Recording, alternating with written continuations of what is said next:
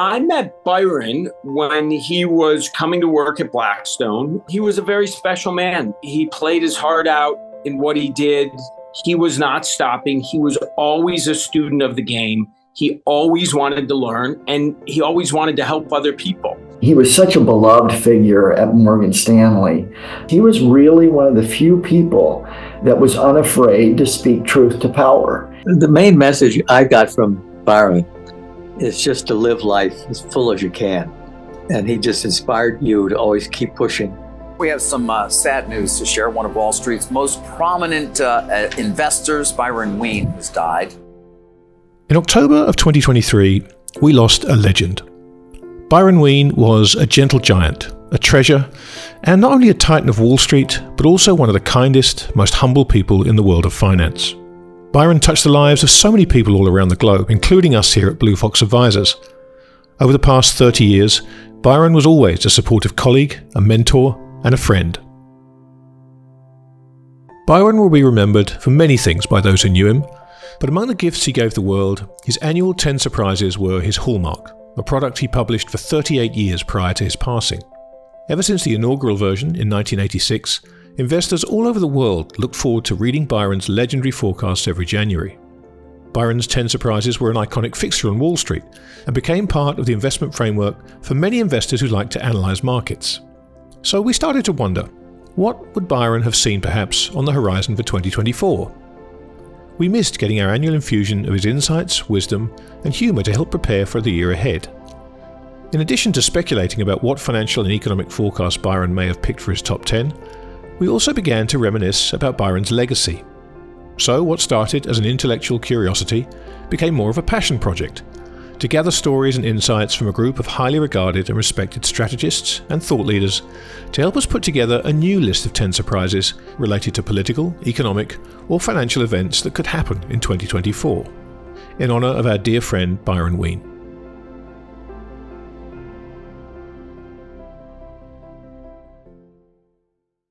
I first became familiar with Byron at the very beginning of Greenlight. Back in the day, the brokerage firms used to circulate their research in a weekly pamphlet. And every week there was a strategy piece from Byron. And the best, of course, was the annual surprises, which would come somewhere around New Year's. And I was always very excited to read that. I loved his 10 surprises and hearing about how he thought he kept that always very much to himself. There was a level of sort of surprise and shock value in what he did. His ideas were so interesting, creative, original. When I think of 10 things, I always think of 10 commandments. Those are unifiers. You follow them. They were not suggestions. They worked. What a great hero. Love the guy. We've put together an amalgamated forecast to try and help you navigate 2024, with Byron's friends and colleagues presenting one surprise each in his honor. The strategists and thought leaders who participated in this project each outline a potential unexpected idea related to political, economic, or financial events that could happen in 2024. Byron always defined a surprise as an event to which the average professional investor would assign only a 1/3 chance of taking place, but which he felt had a 50% or better probability of actually happening. He always said his goal was not simply to be contrarian or even to get a high score. Instead, he aimed to stretch his own thinking and that of his readers. So, without further ado, here are the 10 surprises of 2024. My surprise for 2024, I was trying to think about what would Byron do, because his basic idea on these surprises is think about something that is unconventional, that people don't expect will happen. And he also had this underlying optimism. Here was somebody who'd lost his parents at a young age, started with very little, ended up going to Harvard and Harvard Business School, and became one of the leading economic and market experts in the world. And he had this base optimism. So I was thinking about something that was both non-traditional, but also a bit optimistic. So I said, peace breaks out in 2024. Ukraine and Russia reach a deal to end hostilities. Israel, the Palestinian Authority, the U.S., and other Arab states reach an agreement on a new framework for the governance of Gaza. Now, In truth, do I know this will happen? I don't know. But it felt to me like something Byron would believe that could happen and that people don't expect to happen, particularly when these conflicts seem so troubled today. So I'm hopeful that turns out to be the case. It would be very much in keeping with Byron's worldview.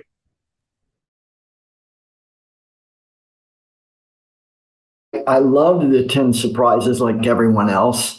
When they would come out at Morgan Stanley and he would make his presentation, and said the whole firm would stop and listen because it was just part of our culture. And it was part of the thinking on the trading floor that he instilled in us, not to be complacent, to always think about what could change, what we're not anticipating, what the market has priced in, and what it's not anticipating. And so in that spirit, I'm going to give you a surprise for 2024. And that surprise would be a resurgence in inflation late in 2024. So the reasoning behind this surprise is that we know the Fed has pivoted very clearly and that the next policy move is highly likely to be an easing, a cut, probably in the spring period. March through May is when I guess that it would happen. But I'm really struck by how dramatically financial conditions have eased in late 2023. I still see the structural forces arrayed in favor of higher inflation longer term. So we're vulnerable for a reacceleration in inflation later in 2024. I'd call this inflation reacceleration surprise not a central case for me anyway, but it is the one that I'm most concerned about because it would preclude Fed easing and really catch the bond and equity markets offsides.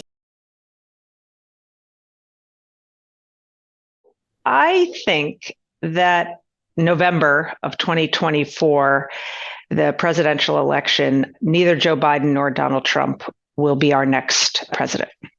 It's more of just one of those gut feelings that this is not going to pan out as one might think, looking at what appear to be the two obvious candidates. It just feels like there could be a bit of a curveball. And I won't speculate on what it would be on one side or another. There's just this sort of inner voice saying too many people are just assuming those two will go head to head. And I just think that there's some decent chance, probably similar to the probabilities that Byron would use when he came up with his list, that we may be surprised that the next president is neither of those gentlemen.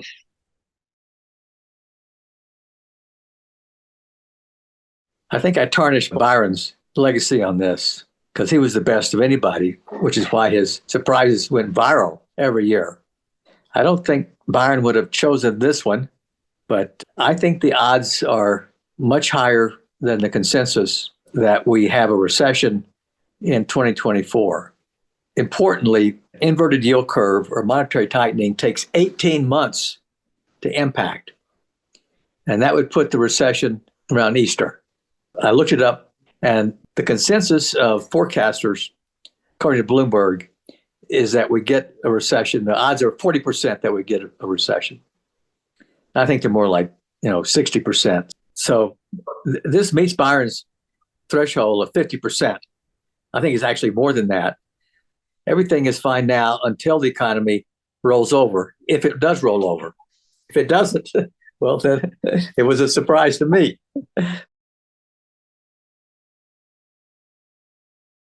A surprise that could happen is the conflict and rivalry between China and US intensifies during 2024. And the US brings up more sanctions against the Chinese government and the Chinese economy, with sanctions, particularly in the field of technology. And the Chinese retaliate, and they forbid Apple to do business in China. And that breaks the stock of Apple. The stock declines by 50%. And by doing so, he takes the other Magnificent Six with it. And that means we have a big sell-off in 2024 in the US stock market and probably worldwide that is temporary, but sharp and deep, surprises everyone. And after that, the Fed steps in, calms the situation, provides liquidity, and up we go again to new highs.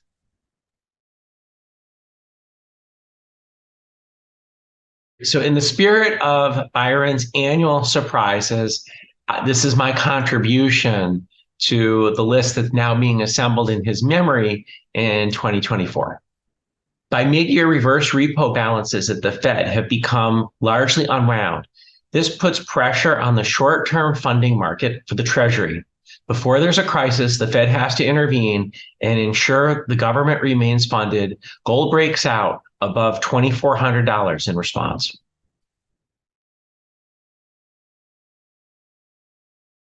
What I think would be one of his 10 surprises would be that the business cycle has finally been repealed and that interest rates in the end never mattered. So all that would lead to an S&P 500 moving to new highs. Let's call it 6,000. The 10-year Treasury note yield with this bout of reflation and inflation goes all the way back to 6%. And the surprise from Byron would probably be that no, the Fed is not going to be cutting rates 6 times as what's priced into the market right now, or 3 times in terms of what the dot plots are showing, but that the Fed's next move is going to be to raise rates, not lower them. I think that would make for a very nice surprise if Byron were still here for 2024. So my first big surprise for 2024 is that Byron in his crazy colored pants and get-ups won't be here, and we will miss those. But in terms of a surprise to add to the surprise list for 2024 is that the world will see the potential of AI with early detection for quite a number of illnesses. And very importantly, that will catalyze really important work to address delivery of that care so that the insights from AI can then be turned into better outcomes. With AI, we have the opportunity to democratize healthcare, to give everyone everywhere the quality care that you get in the best hospitals in major cities, but that it's not just that, and it catalyzes really important work to ensure delivery of quality healthcare everywhere. Well, my surprise is, I think it's a real surprise, because I think what's happening now is we're having a shift from inflation to deflation. I don't think this is a healthy disinflation. I think it's a shift from inflation to deflation. My surprise is that towards the end of 2024, we'll see a whiff of deflation, and I think the Fed will have lost control and wouldn't know how to handle it. I don't think they can go back to quantitative easing. Without doing that in a big way, I think they will have deflation. I've always said that the inflation we have now is quite different than inflation of the 70s. People aren't aware of the fact that the lowest debt to GDP ratio in the United States over the last 100 years occurred in the early 1980s. But now that the United States has record debt to GDP ratio, I think it's most likely that you no longer can have the ability to inflate. I think the risk is always to deflate. By the end of the year, the market should sense this. We should see a decline. The September, October, big decline, anticipating deflation that begins at the end of the year, November, December, and so on. That's my surprise. So I am beyond humbled to be included in this tribute to Byron. He has always been an inspiration to me, to the folks here at Morgan Stanley, and certainly to anyone who is doing portfolio strategy writ large. So I offer my one attempt at an annual surprise in complete and utter humility. So my 2024 surprise is that the U.S. Federal Reserve will move towards ending quantitative tightening by April of this year, in large part motivated by a recognition that the United States Treasury is facing a swelling debt load.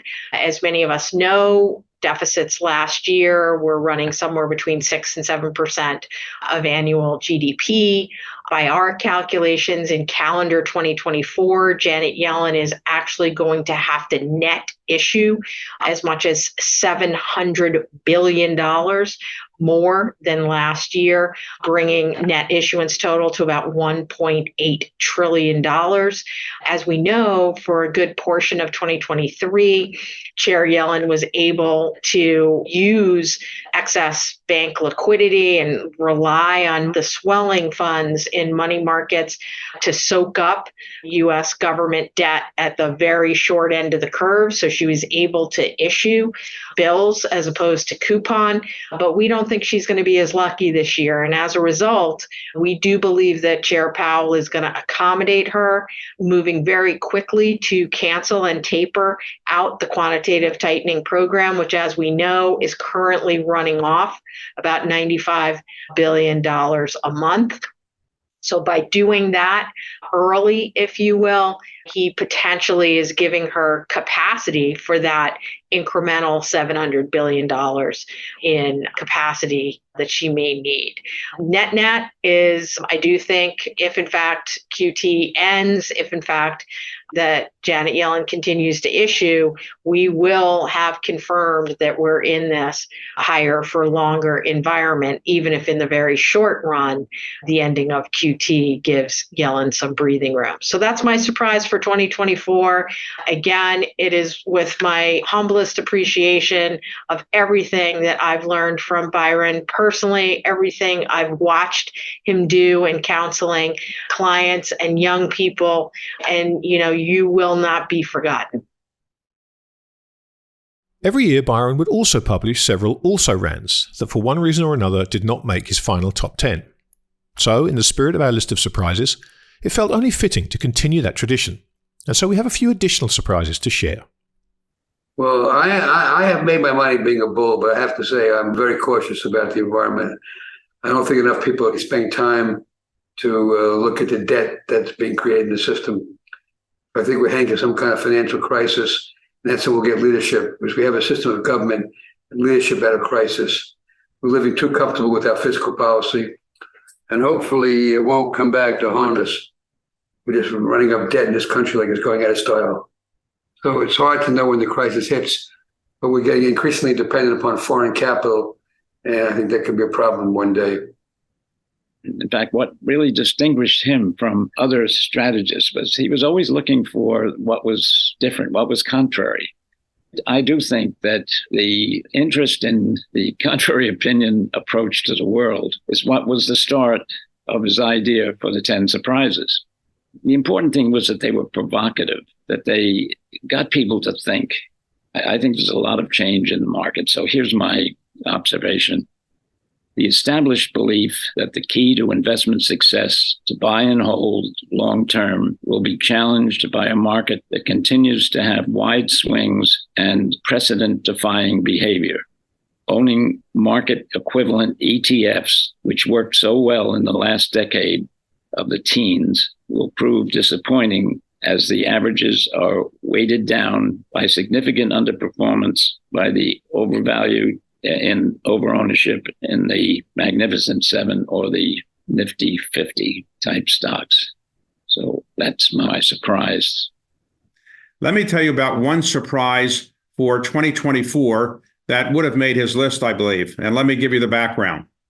When COVID hit, many people thought that this would be a decline in not only economic activity in the United States, but particularly in real estate values. And I'm one of those people. I thought that real estate values would go down in many luxurious areas because I thought wealthy people would not really be willing to spend very high amounts of money to go to places that they might not be able to use all that much.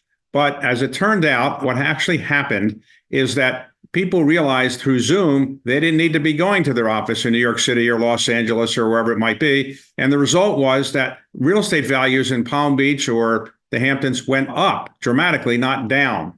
So I now believe that there's a similar surprise going on, but the opposite way in 2024. It is expected that the economy will do reasonably well. And when the economy is doing reasonably well, people have money and they buy more real estate. But that's not going to be the case. And this is the surprise. In some parts of the Hamptons, values of real estate will go down dramatically in 2024. Why is that? Because the real reason values went up in previous years, of the last 10 years or so, was that people wanted to be near the Byron Wien lunches that were held in the Hamptons. And to be able to get invited to those lunches, you had to have a home in the Hamptons. And therefore, they would buy a home in the Hamptons, hoping to get invited to one of Byron Wien's lunches. But now that Byron is not going to be able to host those lunches in the future, what's going to happen is everybody's going to sell their real estate in the Hamptons. Because what's the point of really being in the Hamptons if you can't go to Byron Wien's lunches? And so you're going to see a dramatic decline in real estate values in East Hampton, Southampton, Bridgehampton, and even West Hampton, even in Quogue. You're going to see lots of people saying, why do I need to own a house here if I'm not going to be going to Byron Wien's lunches? And so if you're really smart, what you should be doing is getting ready to buy places in the Hamptons because prices are going to come down fairly dramatically in 2024. So that's my surprise. Real estate values are going down in the Hamptons, largely because Byron Wien won't be there. Thank you very much. So now that we've covered the 10 surprises, let's move on to talk about what a remarkable human being Byron was. One thing about Byron and myself is that we had respect for each other. When I first met Byron was in 1968, and he had an interest in the Contrary Opinion Forum in Vermont. And I was driving up with my wife, and he called and said, "Can I hitch a ride with you?" And so I thought that was an interesting start to our relationship. I knew Byron for roughly 30 years. I was thinking about a great anecdote from the past. And my favorite is the fact that around 05 or 06, I wrote a memo about hedge funds. Then I issued it. And right about the same time, Byron came out with one of his pieces. And the title was In Praise of Hedge Fund Volatility. And what he said at the time is that prior to, let's say, 2002, people would come to him and say, I've been managing money for 25 years. I've made 25% a year, and I never had a down year. And then starting after the tech bubble burst, people would come to him and say, I've been managing money for 25 years, and I've never had a down year. That is to say, they dropped discussion of performance. The whole pitch for institutionalized hedge funds became the low level of volatility. And Byron thought, as I thought, that just a low level of volatility is not enough. You don't want to own anything just because it has a low level of volatility. It should have good returns at a low level of volatility. That's a real accomplishment. And Byron was strong on that subject, and I thought it was a great point and agreed with them 100%. So that's Byron for you, a very good, serious thinker with real insights. And I dare say nobody else shared that view at that time, and it was absolutely right. He was there to get people to stretch their way of thinking, open up the mind to look at different aspects of the market. And that's really worked, because when you argue vehemently or you disagree with somebody, you have to understand his point of view a little bit. And quite often he was right and I was wrong. So he did what he intended to do, which is stretch people's minds. I think he did that for me, certainly. Byron was super supportive of me. I always felt that. And I felt that he was very supportive of women in the business. I know very much so with Mary Meeker as well. And so I really want to thank his extraordinary wife, Anita, for that. I'm not sure he really needed a push, because that was Byron at his core. Anita is an amazing partner. But Byron was just a great, sensitive guy. And he was such a supporter of my career. And I was always very thankful and told him so. And he encouraged me and he gave me confidence. And for that, I am forever grateful. The most personal stories really are the ones that began about 10 years ago when I came here to Morgan Stanley in my current role. And I had the unbelievable privilege of hosting Byron every year as he came back to Morgan Stanley to give a special reading of his annual 10 surprises. And he did that with always in the spirit in which he had left Morgan Stanley, because when he left Morgan Stanley, he knew that he had invented the 10 surprises on the Morgan Stanley platform. He was always an extraordinarily proud Morgan Stanley alumnus, and he wanted to make sure that there was no misunderstanding if he wanted to use the 10 surprises as a platform, that he was recognizing Morgan Stanley as his employer and someone who'd be legally entitled to a licensing fee. And so every single year before Byron began his surprises, he handed me the agreed to licensing fee of $1 per year. And I have a drawer full of single dollar bills that Byron has shared with the Morgan Stanley family in recognition of his time here and his respect for the risks that the firm took when he was a fledgling strategist, allowing him to publish what has become a legendary tradition on Wall Street. Byron and I met when he joined Morgan Stanley, and he was a highly appreciated colleague. He was curious, intelligent, bright, and he always asked very good questions. We talked about everything, not just markets. We also talked about life, and I liked him for that. From the very beginning in meeting him, he had this desire to learn. He never stopped being a student. He would ask probing questions, and he would elicit these incredible, candid responses from people who were leaders in their industries, who were incredibly intelligent and thoughtful in their own rights. And I always thought that setting was the absolute sort of essence of Byron.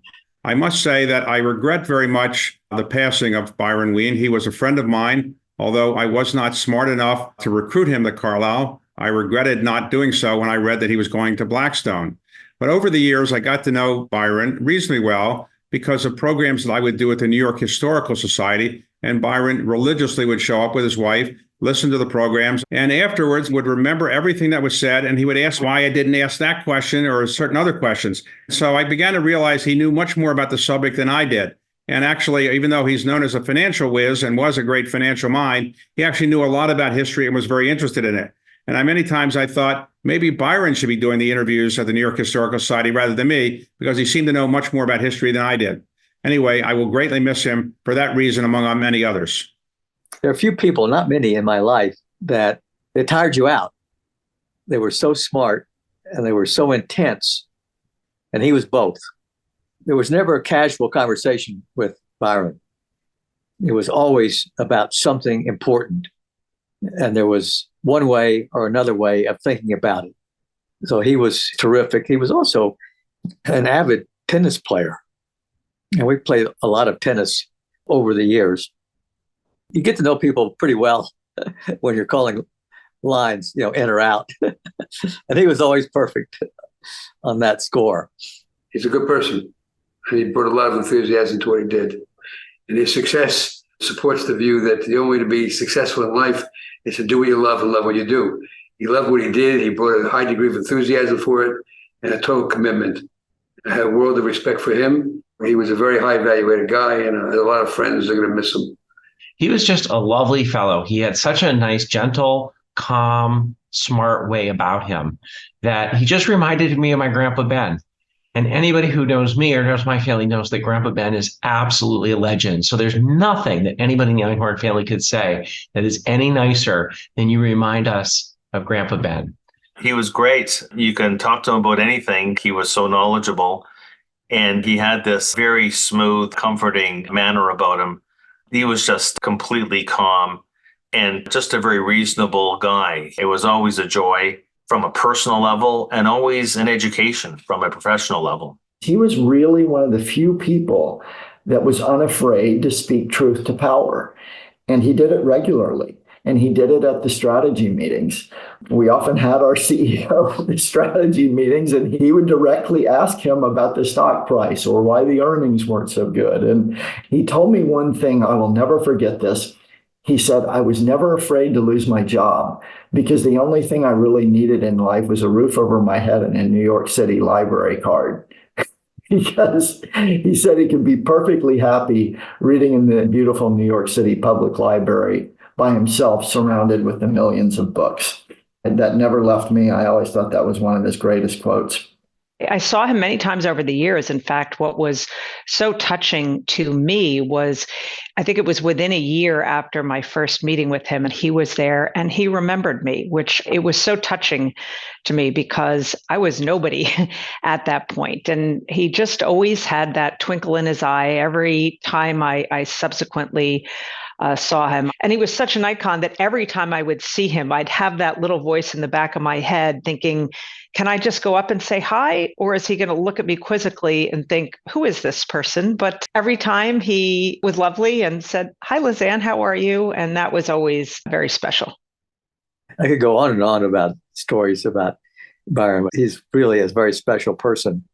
And I was lucky enough to be able to go to his memorial, and it was fantastic and just reminded you what a special person he was in so many regards, but he's always pushing in life. He was already a legend, and now I think it's unfortunately cemented with his passing. And I think, myself included, every strategist is going to sort of model the approach to markets and life, and should, off of his wisdom. I think he was a prince among men and really second to none in that world I live in of market and economic strategy. So, thinking very kindly of Byron, very glad to have participated in his events and his polling and all that kind of thing. And I got a lot of good ideas on how to think from him. My memories of him are so positive, and his memory is a positive thing for everybody who had an opportunity to encounter him. His words of wisdom are words that we should carry for life, constantly exploring what are the surprises and how should we think about the world, are a reminder to keep learning, keep growing. He was a wonderful man. He was an intellectual father to me. He was a friend, a mentor, and I'll miss him tremendously. He was a special guy, and I'm going to miss him. I miss him. He's a good person, and his wife, Anita, is a terrific lady as well. He was what my dad always told me when I was growing up. My dad always said to me, God gave you 2 ears and 1 mouth for a reason. And that's the one thing that I would say is he was a gifted orator, but he was also a truly gifted listener. He knew how to listen. Byron was super thoughtful. He'd often go and do research, come back with answers. And I was always struck by at our Monday meetings when he'd show up, he'd come to the meetings and he'd have incredibly detailed notes on what he wanted to convey. And it said to me, he would spend his weekends both reading and thinking about what he wanted to deliver to people.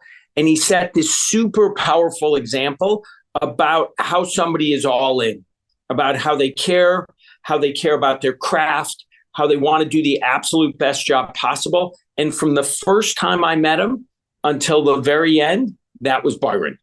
Completely committed to what he was doing, intellectually excited about it, and trying to help people understand a very complicated world around them. And it was a gift, and he was a master. Your Morgan Stanley family loves you and will always remember you. He just did so much for so many people. I would say he's in the top 10 financial advisors ever. Good luck, everybody. Have a wonderful 2024. Byron truly embodied the spirit of the American dream and overcame many obstacles in his life to achieve unprecedented success. And with that success, he always made a point to give back and was incredibly philanthropic. His approach was to try to relieve pain rather than spread joy. He believed that social service organizations, hospitals, and educational institutions can make the world a better place.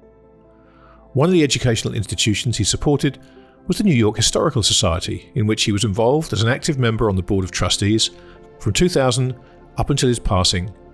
In fact, the Society hosted Byron's Celebration of Life service in December 2023. If you'd like to honour Byron's legacy by making a gift to an organisation that was important to him, we've included a link to donate directly to the New York Historical Society in the written materials accompanying this video and on the YouTube description. You can also use the QR code on the screen to make a contribution. But there are so many ways to pay it forward. And to honour Byron, if you've been inspired by this tribute, please use this as an opportunity to let your mentors know how much they mean to you. Take the time to write a handwritten note to someone you care about, pay a compliment to someone who works for you and pat them on the back. Make time in your busy schedule to mentor a young person. Travel extensively, sleep, read, and of course, as Byron always said, never retire. If you work forever, I think you can live forever. I know there's a lot of biological evidence against this one, but I'm going with it anyway.